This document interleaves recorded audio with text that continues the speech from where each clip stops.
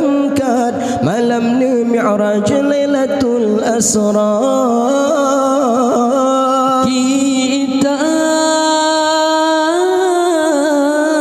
Kitab Al-Quran dalam syariat sampai kiamat saubahana jadi pedoman ajam dengan Arab, agama lengkap dan sigam dunia.